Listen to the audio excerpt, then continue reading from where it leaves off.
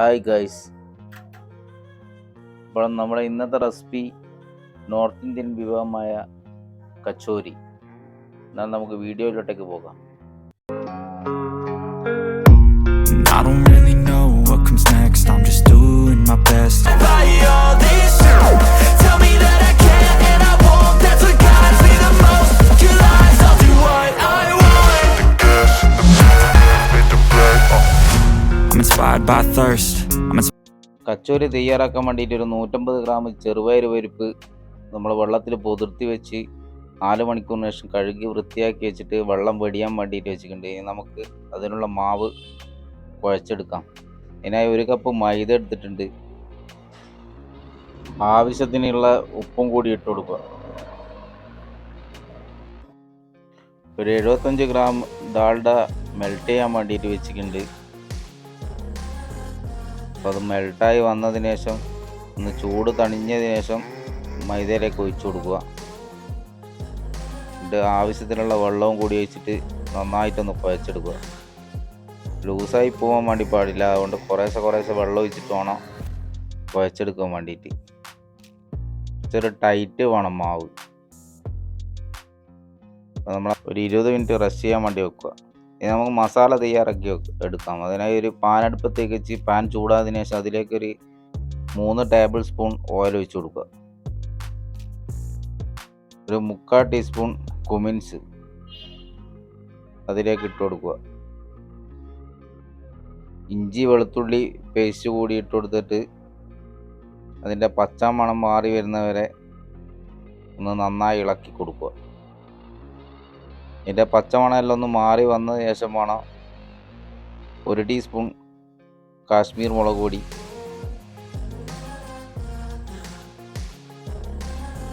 1 teaspoon സാദാ മുളക് പൊടി,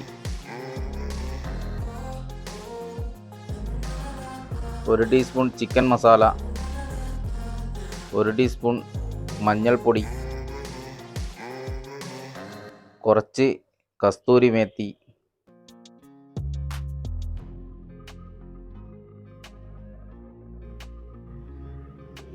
ആവശ്യത്തിന് ഉപ്പും കൂടി ചേർത്ത് അതിൻ്റെ പച്ചമണമെല്ലാം മാറി വരുന്നത് വരെ ഒന്ന് നന്നായിട്ടൊന്ന് ഇളക്കി കൊടുക്കുക. അതിലേക്ക് നമ്മൾ നേരത്തെ പൊതിർത്തി വെച്ച ചെറുപയർ പരിപ്പ് കൂടി ഇട്ട് നന്നായി ഒന്ന് ഇളക്കി കൊടുക്കുക. നന്നായി ഒന്ന് ഇളക്കി കൊടുത്തതിന് ശേഷം അതിലേക്ക് ഒരു 2 ടേബിൾ സ്പൂൺ കടലപ്പൊടി കൂടി ഇട്ട് കൊടുക്കുക. ഇത് നന്നായിട്ടൊന്ന് മിക്സ് ചെയ്ത് കൊടുക്കുക. അതിലേക്ക് 1 ടീസ്പൂൺ ചാട്ട് മസാല കൂടി ഇട്ടിട്ട് നന്നായിട്ടൊന്ന് ഇളക്കി കൊടുക്കുക. ചെറുതായി അരിഞ്ഞു വെച്ച മല്ലിച്ചപ്പ് കൂടിയിട്ട് നന്നായി ഒന്ന് ഇളക്കിയെടുക്കുക.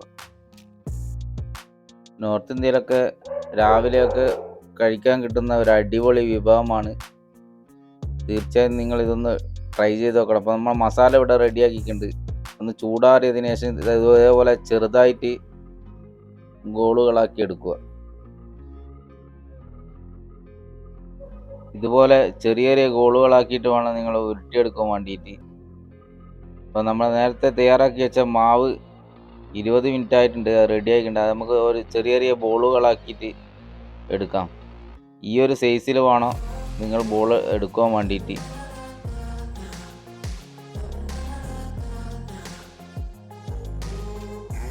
ഇതേപോലെ റൗണ്ടാക്കിയിട്ട് അതിനുള്ളിലേക്ക് വെച്ച് കൊടുക്കുക. എന്നിട്ട് നന്നായിട്ടൊന്ന് പ്രസ് ചെയ്ത് കൊടുക്കുക. നിങ്ങൾ ആദ്യമായിട്ടാണ് എൻ്റെ ചാനൽ കാണുന്നതെങ്കിൽ ചാനൽ ഒന്ന് സബ്സ്ക്രൈബ് ചെയ്യുക. ഞങ്ങൾ അപ്ലോഡ് ചെയ്യുന്ന വ്യത്യസ്തമായ വീഡിയോകൾ ആദ്യം തന്നെ നിങ്ങളിലേക്ക് എത്താൻ തൊട്ടടുത്തുള്ള ബെല്ലൈക്കൺ കൂടി ഒന്ന് ഇനേബിൾ ചെയ്ത് വെക്കുക. അപ്പം ബാക്കിയുള്ളതും കൂടി നമുക്ക് ഇതേപോലെ ചെയ്തെടുക്കാം. നമ്മൾ എണ്ണ വെച്ചിട്ടുണ്ട്, എണ്ണ ചൂടാകുന്നുണ്ട്. ഇതേപോലെ ഒന്ന് കൈ കൊണ്ട് ഇടത്തെ കയ്യിൽ വെച്ചിട്ട് വലത്തെ കൈ കൊണ്ടൊന്ന് പ്രസ് ചെയ്തിട്ട് വേണം എണ്ണയിലേക്ക് ഇട്ട് കൊടുക്കാൻ വേണ്ടിയിട്ട്. എണ്ണ ചൂടുണ്ടാവാനേ പാടില്ല, എണ്ണ ചൂടില്ലാത്ത തരം വേണം ഇത് ഇട്ട് കൊടുക്കാൻ വേണ്ടിയിട്ട്.